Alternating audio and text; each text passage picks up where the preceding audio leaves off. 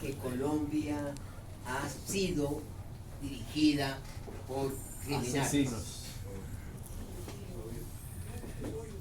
Eso lo sabemos todos.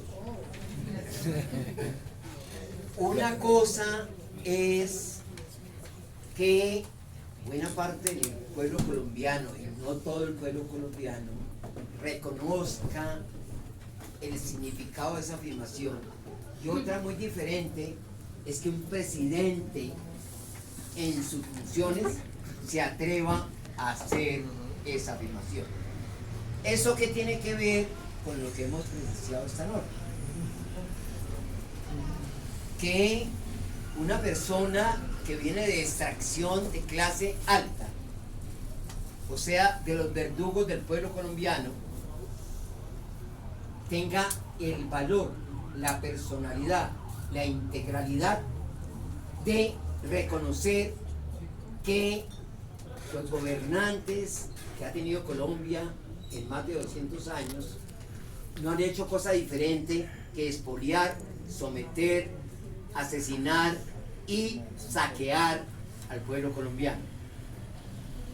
Luego, eso no es una chifladura, como afirma el compañero Daniel Mendoza.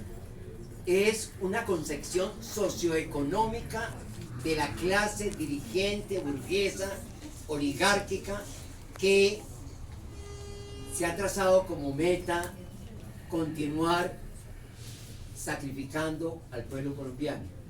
En ese orden de ideas, quiero, más que una pregunta, hacer un reconocimiento a un valor supremo, y yo no puedo dejar de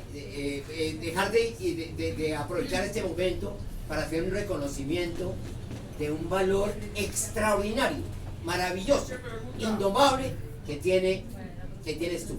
Te felicito.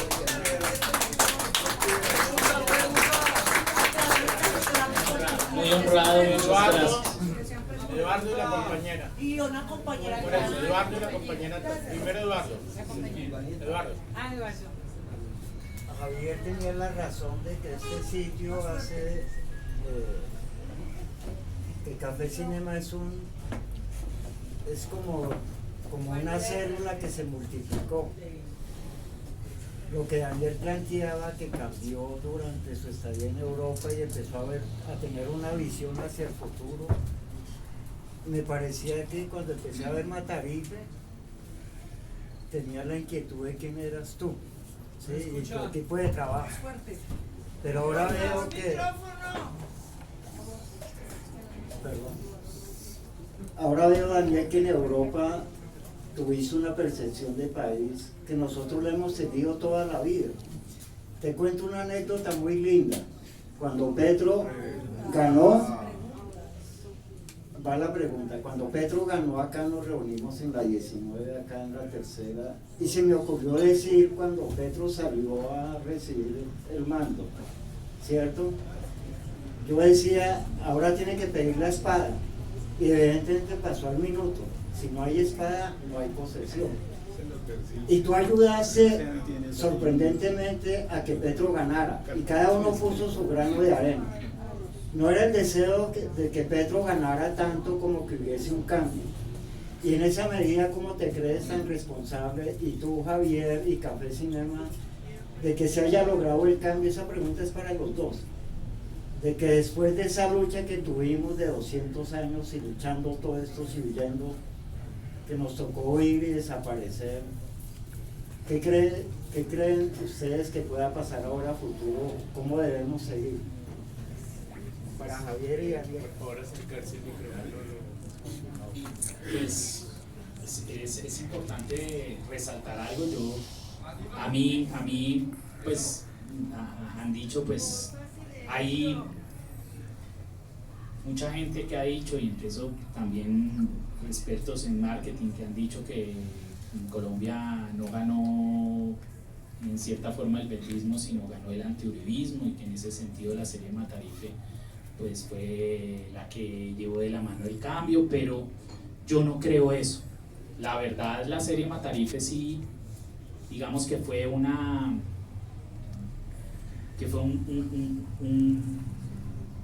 que gestó un movimiento, podemos decirlo, pero es que el movimiento sin una serie de factores no se hubiera dado. El primero de esos es que tenemos un líder como Gustavo Petro, que sin él no se hubiera logrado nada.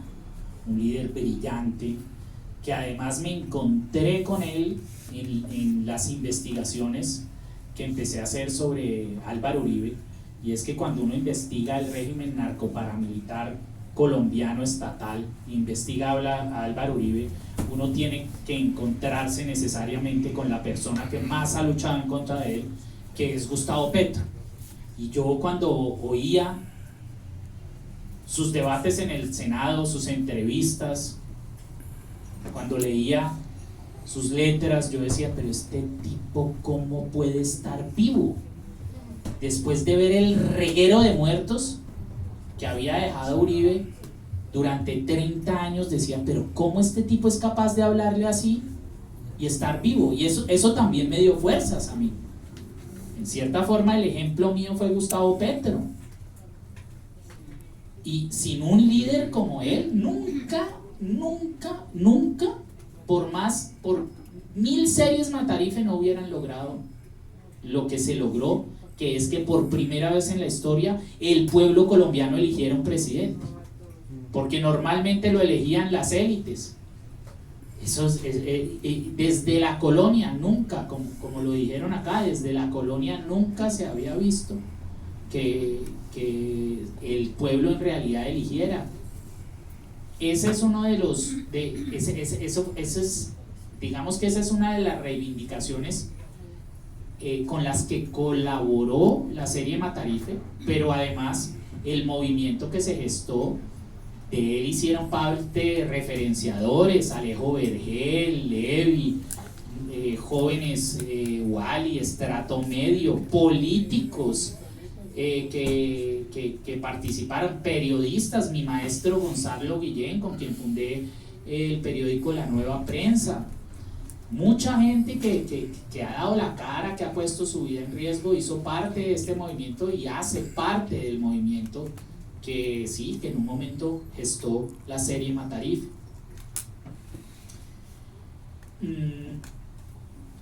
Y por otra parte, yo creo que cada uno de ustedes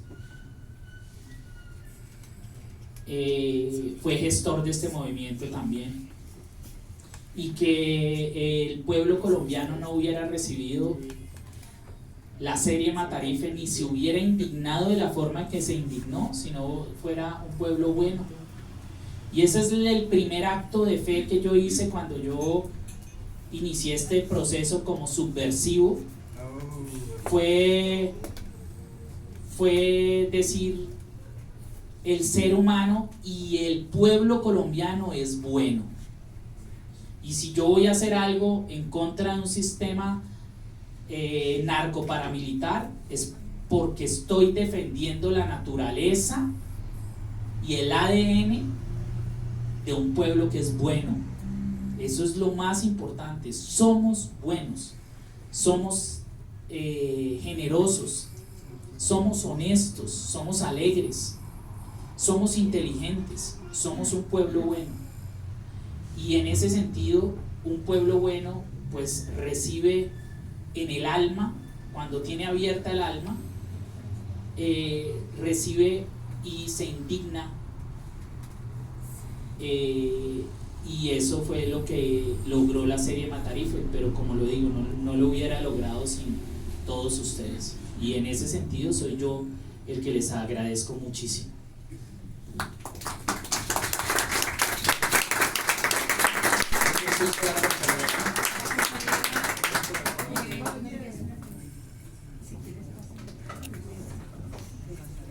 Bueno, buenas noches. Mi pregunta es la siguiente: ¿cómo desde los territorios, venimos de la localidad Quinta de Usme, de Bogotá, una localidad que también históricamente ha resistido En el 2021 en USME estuvimos súper parados, duros, y también tuvimos 8 víctimas de violencia ocular, un fallecido por el SMAC, y a raíz de eso se gestó un movimiento social y una red comunitaria de movimiento popular y comunitario, que ha pasado por muchas fases, amenazas y también de todo.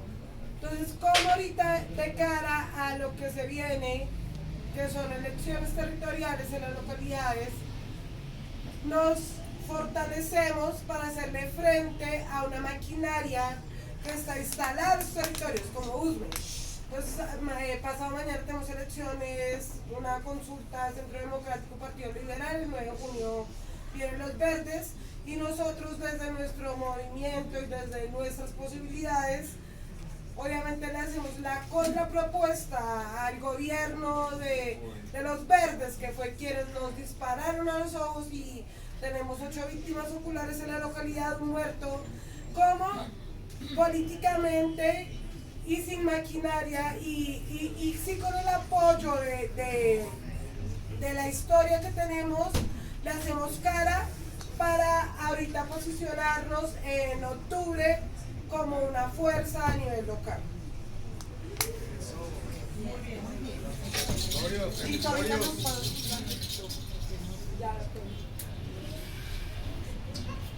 Pues yo creo que lo primero es ser conscientes.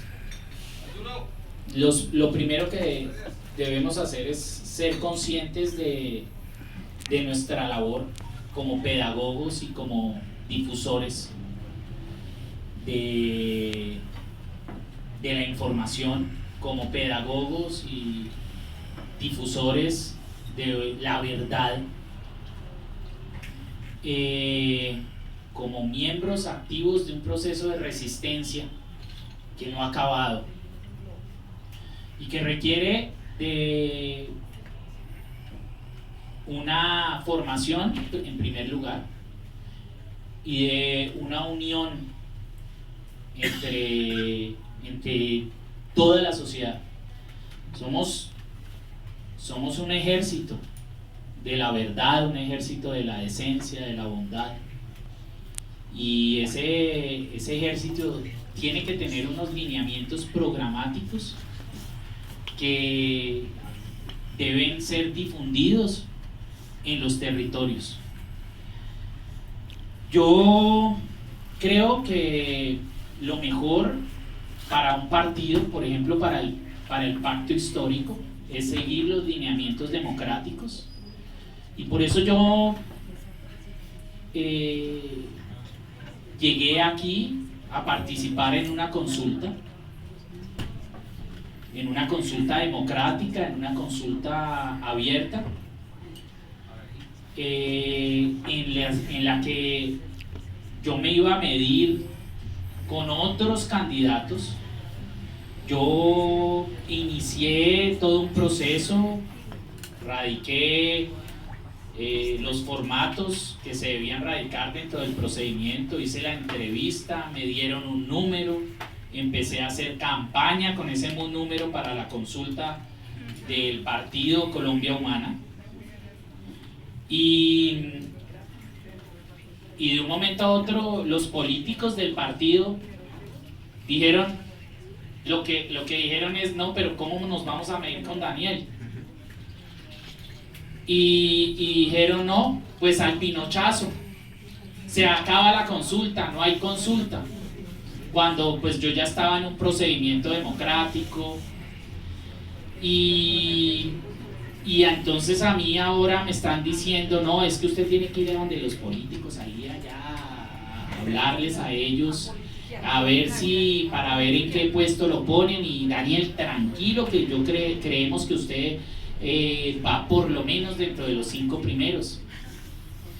Pero pues esa no era la idea. La idea era que hubiera un procedimiento democrático donde a uno no le regalan nada, donde además yo tenía que hablar con las comunidades, tenía que ir a gestar esa labor de pedagogía que todos los líderes sociales como tú tienen, que ejercer en las diferentes localidades de Bogotá. Y es lo que voy a seguir haciendo. Yo no voy a ir a hablarle a los políticos. Si los políticos quieren que yo esté en el pacto y que yo esté en el consejo, pues me ubicarán en un lugar privilegiado de la lista. Pues yo por ahora voy a seguir trabajando en las comunidades. Con las bases. Con las bases, porque para mí el hecho que hayan acabado con la consulta fue un insulto a las bases, lo debo decir. Fue un insulto de los políticos del partido con las bases. Así yo ya tenga mi curula asegurada. Muy bien, muy bien. Así yo ya la tenga, que dicen que muchos dicen que la tengo asegurada, que yo voy a estar dentro de los 5 primeros, pero eso no le quita que a las bases las pisotearon los políticos, y el partido se debe a las bases y no las bases al partido. Eso es algo que hay que tener en cuenta. Y por eso yo no voy a hablar con los políticos. Si los políticos me quieren ubicar bien, me ubicarán bien.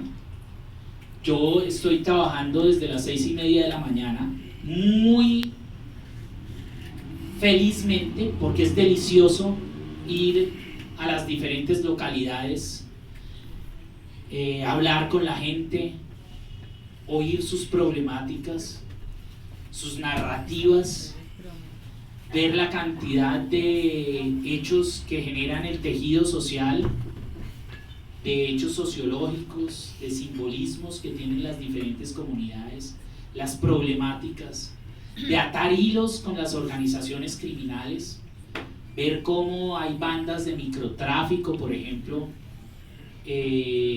lideradas por los mismos ediles, por alcaldes locales, ver cómo la política está completamente relacionada con el crimen, ver cómo los grupos empresariales se están tragando y están acabando con el principal recurso que tiene Bogotá, que es el agua.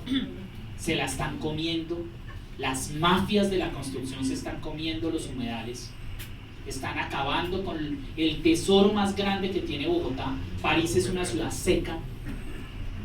En Europa las ciudades son secas en general. Bogotá tiene una cantidad de humedales que la nutren, que la llenan de agua, y es lo que más debemos cuidar. Por otro lado, la movilidad genera una desigualdad horrorosa. El hecho de que los ricos y millonarios del Nogal, el hecho de que los ricos y millonarios del Chicó se muevan en un radio de 15 minutos todos los días, que ellos son los que pueden ir, entonces ellos trabajan cerca de la casa a 10 minutos y van al Parque del Virrey, y después van al de la 93 y tienen la clínica del country al lado, y tienen los bancos y tienen el sector cultural, y nunca salen de ahí. Cuando viene la temporada de ópera, entonces vienen al Colón en alguno de sus 2 carros, cogen la circunvalar y llegan al Colón rapidito, o pagan para poder contaminar, para ahorrarse el pico y placa. Y mientras que una persona de la clase trabajadora tiene que durar 2 horas de ida y 2 horas de vuelta, entonces lo que estamos viendo es algo horroroso, pero asqueroso. Es una desigualdad, y que está en últimas, ¿en qué concluimos? En que la vida le rinde más a los ricos que a la clase trabajadora. En que en últimas los ricos, por haber nacido en ese sector, tienen derecho a vivir más que la gente que los sostiene. Esa es la realidad, y eso es aberrante. Eso es aberrante que eso pase. En París, la ciudad ha sido, estaba colapsada. Lo que hizo la alcaldía de París fue partirla en diferentes localidades, y llevó a las universidades a esas localidades, llevó a las clínicas a esas localidades, llevó a centros culturales a esas localidades y creó lo que es la ciudad de los 15 minutos, y la gente en esas localidades se mueve en un radio de 15 minutos. ¿Y eso qué hizo? Que los índices de violencia bajaran, porque es que la mamá tiene más tiempo para estar con los hijos, porque es que además el esposo no llega histérico a la casa después de haber durado 2 horas para llegar de un lado a otro. Y eso que en París hay un sistema de metro muy bueno, subterráneo, no como el que nos quiere, el adefesio que nos quiere meter Claudia López. Sí. Entonces pues es eso, mi llamado a las diferentes localidades es eso, a empoderarse de su localidad y a decir vamos a iniciar un proceso y estamos acá parados y no nos vamos a dejar de los alcaldes mafiosos ni de los edicles paracos, y no vamos a tener miedo y vamos a alzar nuestras voces y seguir en este proceso de resistencia, porque la lucha no solo debe continuar, ahorita es cuando más debemos erguir la cabeza y no podemos bajar las armas. Y como digo, las armas es desde el terreno del amor, de la bondad, de las ideas, porque hay un estado todavía narcoparamilitar que nos gobierna en la sombra lastimosamente. Yo quisiera sintetizar de lo que se ha venido hablando, es que estemos conscientes ahorita en las elecciones de octubre y no